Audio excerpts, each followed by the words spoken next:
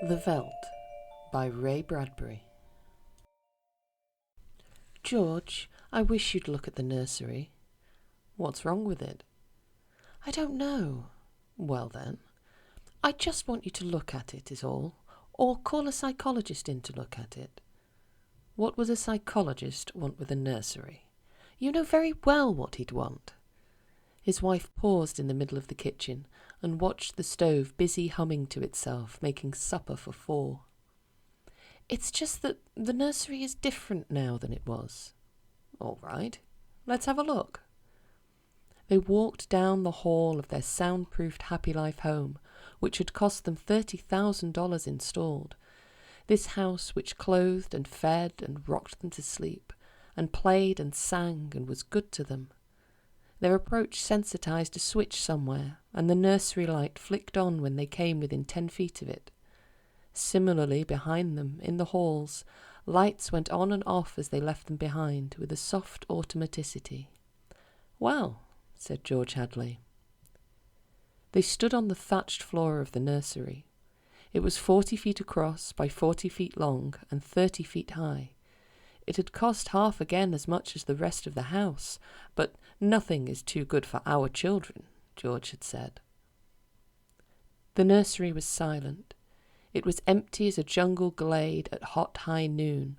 The walls were blank and 2-dimensional. Now, as George and Lydia Hadley stood in the centre of the room, the walls began to purr and recede into crystalline distance, it seemed, and presently an African veldt appeared, in 3 dimensions, on all sides, in colour reproduced to the final pebble and bit of straw. The ceiling above them became a deep sky with a hot yellow sun. George Hadley felt the perspiration start on his brow. "Let's get out of this sun," he said. "This is a little too real, but I don't see anything wrong." "Wait a moment. You'll see," said his wife. Now the hidden odorophonics were beginning to blow a wind of odour at the 2 people in the middle of the baked Veldtland. The hot straw smell of lion grass, the cool green smell of the hidden waterhole, and the great rusty smell of animals. The smell of dust like a red paprika in the hot air. And now the sounds. The thump of distant antelope feet on grassy sod, the papery rustling of vultures. A shadow passed through the sky. The shadow flickered on George Hadley's upturned, sweating face. "Filthy creatures," he heard his wife say. "The vultures?" "You see, there are lions far over that way. Now they're on the way to the waterhole. They've just been eating," said Lydia. "I don't know what." "Some animal." George Hadley put his hand up to shield off the burning light from his squinted eyes. "A zebra or baby giraffe, maybe." "Are you sure?" His wife sounded peculiarly tense. "No, it's a little late to be sure," he said, amused. "Nothing over there that I can see but clean bone, and the vultures dropping for what's left." "Did you hear that scream?" she asked. "No." "About a minute ago?" "Sorry, no." The lions were coming.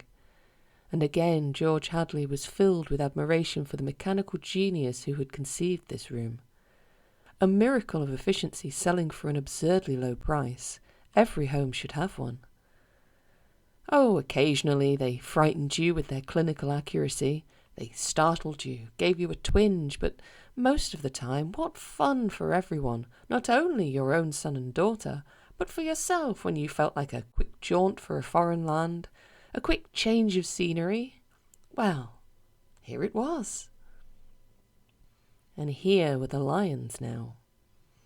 15 feet away, so real, so feverishly and startlingly real that you could feel the prickling fur on your hand, and your mouth was stuffed with the dusty upholstery smell of their heated pelts, and the yellow of them was in your eyes like the yellow of an exquisite French tapestry, the yellows of lions and summer grass, and the sound of the matted lion lungs exhaling on the silent noontide, and the smell of meat, from the panting, dripping mouths.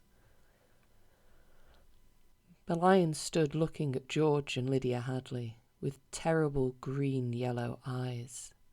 "Watch out!" screamed Lydia. The lions came running at them.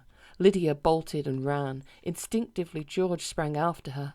Outside in the hall, with the door slammed, he was laughing and she was crying, and they both stood appalled at the other's reaction. "George!" "Lydia! Oh, my dear, poor, sweet Lydia. They almost got us." "Walls, Lydia, remember? Crystal walls, that's all they are. Oh, they look real, I must admit. Africa in your parlour. But it's all dimensional. Super reactionary, super sensitive colour film and mental tape film behind glass screens. It's all odorophonics and sonics, Lydia. Here's my handkerchief." "I'm afraid." She came to him and put her body against him and cried steadily. "Did you see? Did you feel? It's too real." "Now, Lydia, you've got to tell Wendy and Peter not to read any more on Africa. Of course, he patted her. "Promise?" "Sure. And lock the nursery for a few days until I get my nerves settled. You know how difficult Peter is about that. When I punished him a month ago by locking the nursery for even a few hours, the tantrum he threw.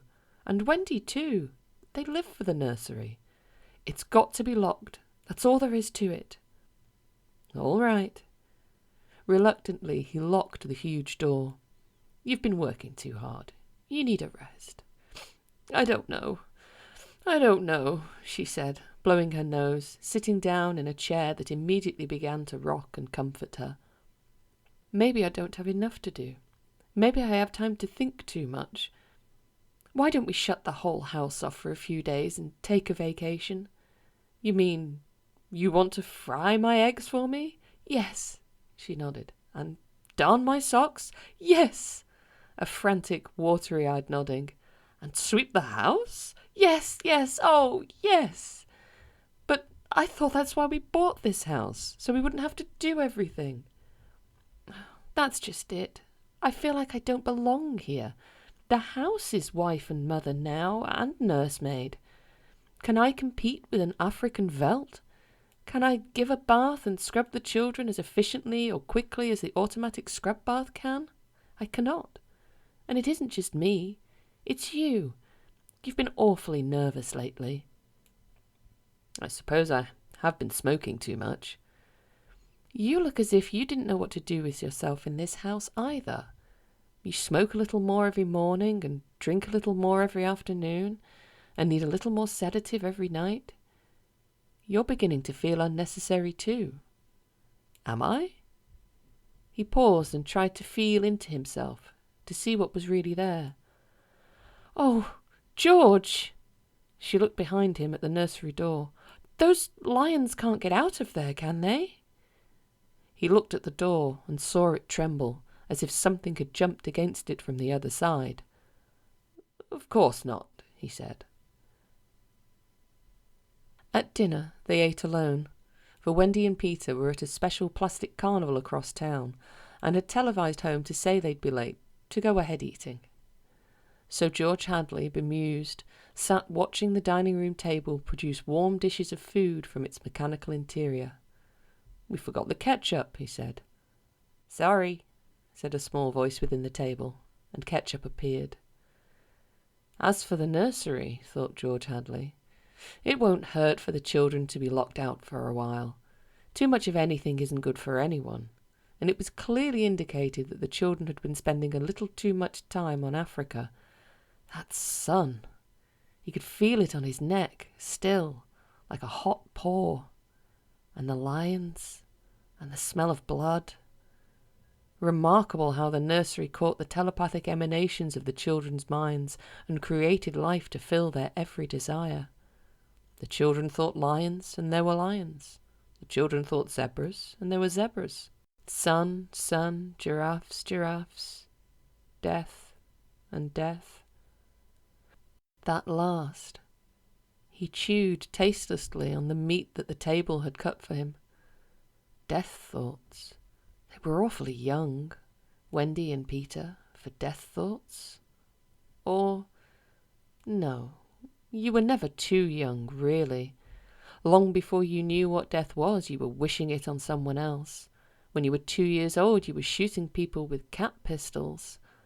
But this, the long, hot African veldt, the awful death in the jaws of a lion, and repeated again and again. Where are you going? He didn't answer Lydia. Preoccupied, he let the lights glow softly on ahead of him, extinguish behind him as he padded to the nursery door. He listened against it. Far away, a lion roared. He unlocked the door and opened it.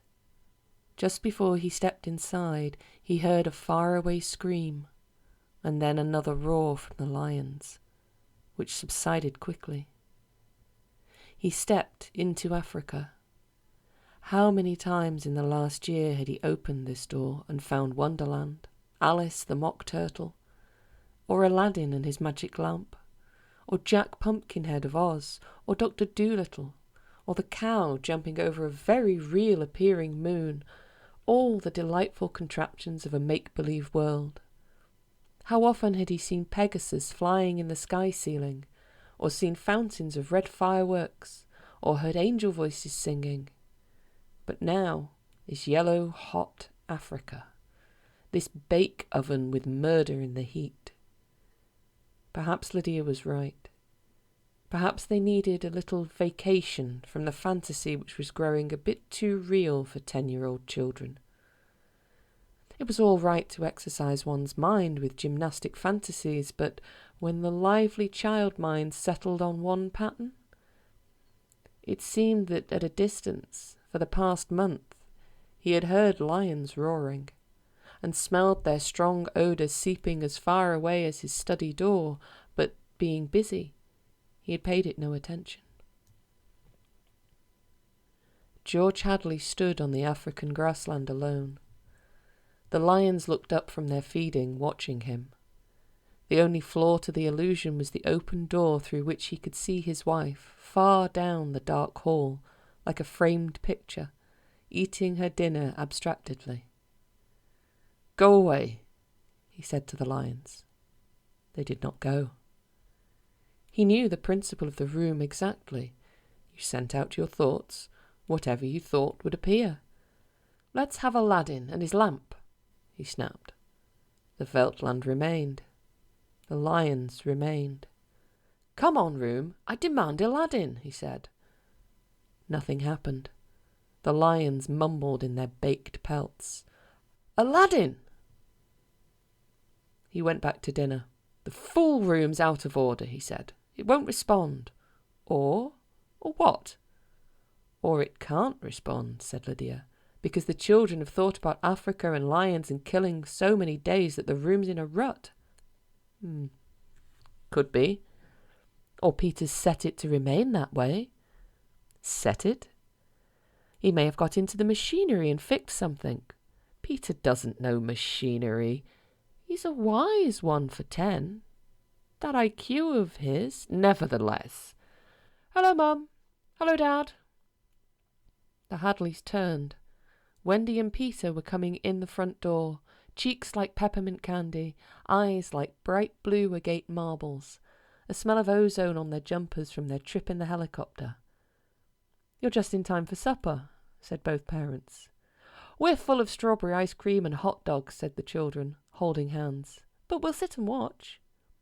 "Yes, come tell us about the nursery," said George Hadley. The brother and sister blinked at him, and then at each other. "Nursery? All about Africa and everything," said the father with false joviality. "I don't understand," said Peter. "Your mother and I were just travelling through Africa with rod and reel, Tom Swift and his electric lion," said George Hadley. "There's no Africa in the nursery," said Peter simply. "Oh, come now, Peter, we know better." "I don't remember any Africa," said Peter to Wendy. "Do you?" "No." "Run see and come tell." She obeyed. "Wendy, come back here," said George Hadley. but she was gone. The house lights followed her like a flock of fireflies. Too late he realised he had forgotten to lock the nursery door after his last inspection. "Wendy'll look and come tell us," said Peter. "She doesn't have to tell me. I've seen it." "I'm sure you're mistaken, Father." "I'm not, Peter. Come along now." But Wendy was back. "It's not Africa," she said breathlessly. "We'll see about this," said George Hadley, and they all walked down the hall together and opened the nursery door. There was a green, lovely forest, a lovely river, a purple mountain, high voices singing, and Rima, lovely and mysterious, lurking in the trees, with colourful flights of butterflies like animated bouquets lingering in her long hair. The African Veldtland was gone. The lions were gone. Only Rima was here now, singing a song so beautiful that it brought tears to your eyes. George Hadley looked in at the changed scene. "Go to bed," he said to the children. They opened their mouths. "You heard me," he said. They went off to the air closet, where a wind sucked them like brown leaves up the flue to their slumber rooms. George Hadley walked through the singing glade and picked up something that lay in the corner near where the lions had been. He walked slowly back to his wife. "What is that?" she asked. "An old wallet of mine," he said. He showed it to her. The smell of hot grass was on it, and the smell of lion. There were drops of saliva on it. It had been chewed, and there were blood smears on both sides. He closed the nursery door and locked it tight. In the middle of the night he was still awake, and he knew his wife was awake. "Do you think Wendy changed it?" she said at last in the dark room. "Of course." "Made it from a veldt into a forest and put Rima there instead of lions?" "Yes." "Why?" "I don't know, but it's staying locked until I find out." "How did your wallet get in there?" "I don't know anything," he said, "except that I'm beginning to be sorry we bought that room for the children. If children are neurotic at all, a room like that, it's supposed to help them work off their neuroses in a healthful way." "I'm starting to wonder." He stared at the ceiling. "We've given the children everything they've ever wanted. Is this our reward? Secrecy and disobedience?" "Who was it who said, 'Children are carpets, they should be stepped on occasionally'? We've never lifted a hand. They're insufferable, let's admit it. They come and go when they like. They treat us as if we were offspring. They're spoiled, and we're spoiled. They've been acting funny ever since you forbade them to take the rocket to New York a few months ago. They're not old enough to do that alone, I explained. Nevertheless, I've noticed they've been decidedly cool towards us since. I think I'll have David McLean come tomorrow morning to have a look at Africa." "But it's not Africa now. It's Green Mansion's country and Rima." "I have a feeling it'll be Africa again before then." A moment later they heard the screams. 2 screams. 2 people screaming from downstairs. And then a roar of lions. "Wendy and Peter aren't in their rooms," said his wife. He lay in his bed with his beating heart. "No," he said. "They've broken into the nursery." "Those screams, they sound familiar." "Do they?" "Yes, awfully." And although their beds tried very hard, the 2 adults couldn't be rocked to sleep for another hour. A smell of cats was in the night air. "Father," said Peter. "Yes." Peter looked at his shoes. He never looked at his father any more, nor at his mother. "You aren't going to lock up the nursery for good, are you?" "That all depends." "On what?" snapped Peter. "On you and your sister. If you intersperse this Africa with a little variety, Sweden perhaps, or Denmark or China. I thought we were free to play as we wished. You are, within reasonable bounds. What's wrong with Africa, Father? Oh, so now you admit you have been conjuring up Africa, do you? I wouldn't want the nursery locked up, said Peter coldly. Ever. Matter of fact, we're thinking of turning the whole house off for about a month. Live sort of a carefree, one-for-all existence. That sounds dreadful. Would I have to tie my own shoes instead of letting the shoe tire do it? And brush my own teeth? And comb my own hair? And give myself a bath? It would be fun for a change, don't you think? No, it would be horrid. I didn't like it when you took out the picture painter last month. That's because I wanted you to learn to paint all by yourself, son. I don't want to do anything but look and listen and smell. What else is there to do? All right, go play in Africa. Will you shut off the house sometime soon? We're considering it. I don't think you'd better consider it any more, Father. I won't have any threats from my son. Very well. And Peter strolled off to the nursery. Am I on time? Said David McLean. Breakfast? Asked George Hadley. Thanks, had some. What's the trouble? David, you're a psychologist. I should hope so. Well, then, have a look at our nursery. You saw it a year ago when you dropped by. Did you notice anything peculiar about it then? Can't say I did. The usual violences, a tendency towards a slight paranoia here or there. Usual in children because they feel persecuted by parents constantly, but, really nothing. They walked down the hall. I locked the nursery up, explained the father, and the children broke back into it during the night. I let them stay so they could form the patterns for you to see. There was a terrible screaming from the nursery. There it is, said George Hadley.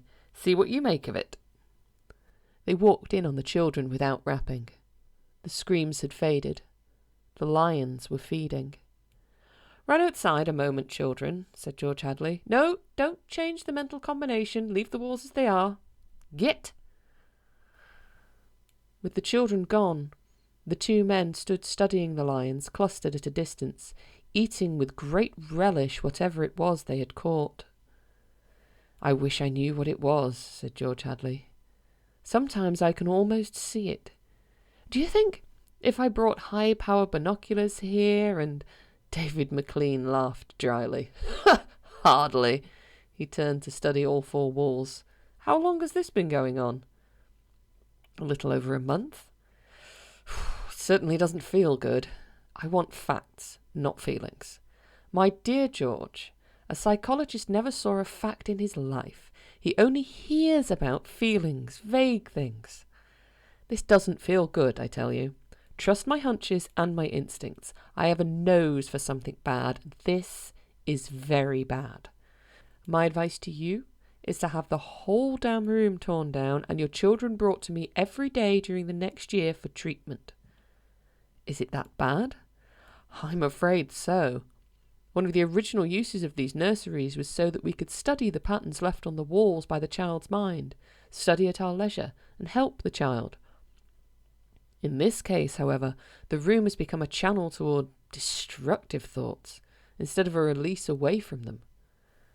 Didn't you sense this before? I sensed only that you had spoiled your children more than most, and now you're letting them down in some way. What way? I wouldn't let them go to New York. What else? I've taken a few machines from the house and threatened them a month ago with closing up the nursery unless they did their homework. I did close it for a few days to show I meant business. Aha! Does that mean anything? Everything! Where before they had a Santa Claus, now they have a Scrooge. Children prefer Santas.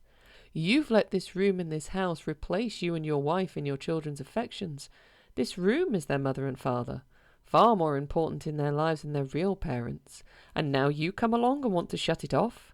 No wonder there's hatred there. You can feel it coming out of the sky. Feel that, son. George, you'll have to change your life. Like too many others, you've built it around creature comforts. Why, you'd starve tomorrow if something went wrong in your kitchen. You wouldn't know how to tap an egg. Nevertheless, turn everything off. Start new. It'll take time, but we'll make good children out of bad in a year. Wait and see.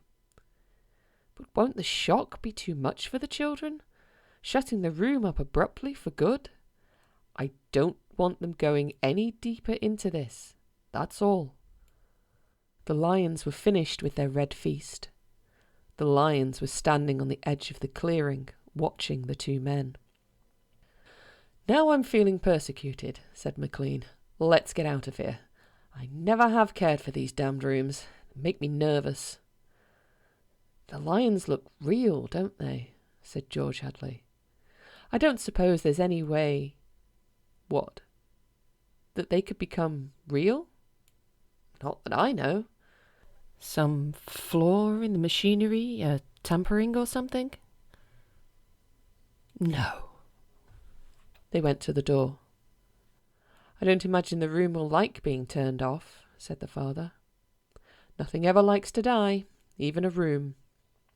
I wonder if it hates me for wanting to switch it off. Paranoia is thick around here today, said David McLean. You can follow it like a spore. Hello. He bent and picked up a bloody scarf. This yours? No. George Hadley's face was rigid. It belongs to Lydia. They went to the fuse box together and threw the switch that killed the nursery. The two children were in hysterics. They screamed and pranced and threw things. They yelled and sobbed and swore and jumped at the furniture. You can't do that to the nursery! You can't! Now, children. The children flung themselves onto a couch, weeping. George, said Lydia Hadley, turn on the nursery, just for a few moments. You can't be so abrupt. No. You can't be so cruel, Lydia. It's off, and it stays off. And the whole damn house dies as of here and now. The more I see of the mess we've put ourselves in, the more it sickens me. We've been contemplating our mechanical electronic navels for too long. My God, how we need a breath of honest air. And he marched about the house, turning off the voice clocks, the stoves, the heaters, the shoe shiners, the shoelaces, the body scrubbers and swabbers and massagers, and every other machine he could put his hand to. The house was full of dead bodies, it seemed. It felt like a mechanical cemetery, so silent. None of the humming, hidden energy of machines waiting to function at the tap of a button.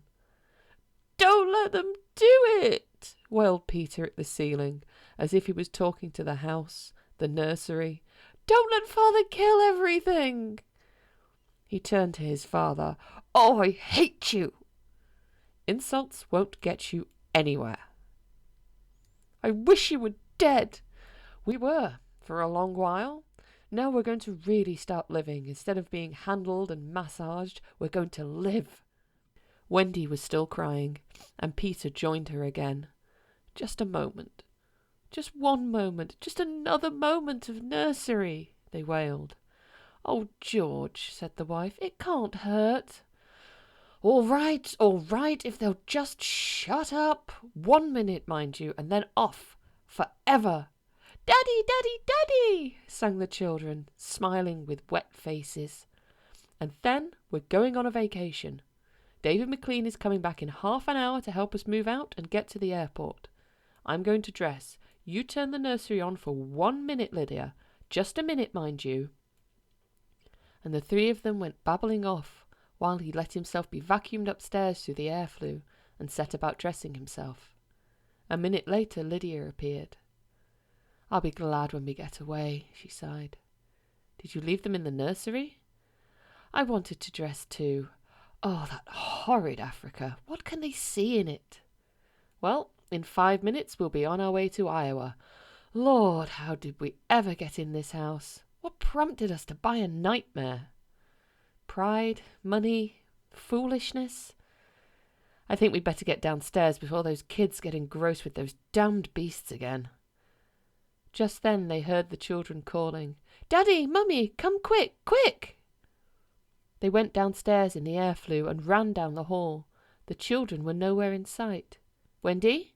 Peter?" They ran into the nursery. The Veltland was empty, save for the lions waiting, looking at them. "Peter?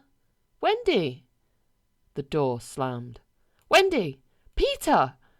George Hadley and his wife whirled and ran back to the door. "Open the door!" cried George Hadley, trying the knob. "Why, they've locked it from the outside! Peter!" He beat at the door. "Open up!" He heard Peter's voice outside, against the door. "Don't let them switch off the nursery and the house," he was saying. Mr. and Mrs. George Hadley beat at the door. "Now, don't be ridiculous. Children, it's time to go. Mr. McLean will be here in a minute, and then they heard the sounds.